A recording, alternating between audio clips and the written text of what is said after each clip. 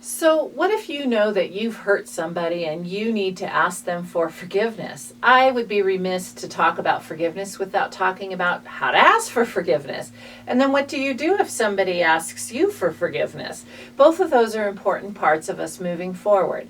So for example, what we tend to do is go, I'm sorry, okay? I hear that a lot, especially on a talk show or something, and I'm thinking, well, no, it's not okay, because if it hurt the person, it doesn't make it okay for them for you to simply say, hey, let me off the hook, because I'm uncomfortable, because I did something wrong.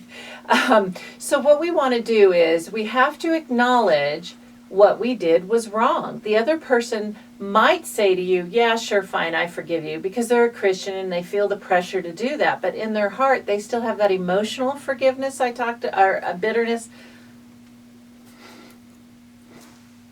Can I just start there? When you ask somebody to forgive you, okay, they might say, sure, I forgive you, because they're a Christian and they've made the decision that they're going to live a forgiving life. But really that emotional forgiveness that I talked about in the last video, where they're at a cellular level still in pain, that unforgiveness may be still coursing through their body. And they don't know what to do with it because they don't trust you and they feel like you just wanted to be let off the hook. So if you want to help somebody to really forgive and to be released from their own pain of it, you have to acknowledge that what you did was wrong. You have to start out by saying, I was wrong for.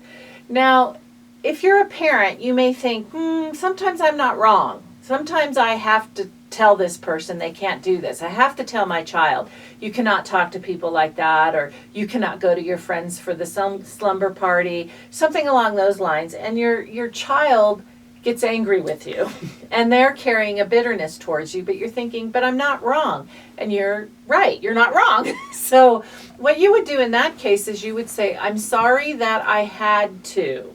For example, I'm sorry that I had to not allow you to go to your friend's slumber party. Now, the second part of asking for forgiveness is you have to connect that emotional pain that I talked about in the last video. And you have to say something along the lines of, I was wrong for taking your clothes without asking permission, might be something that happened, causing you to feel disrespected, disregarded, not cared for, and not valued. Sorry, Sharon.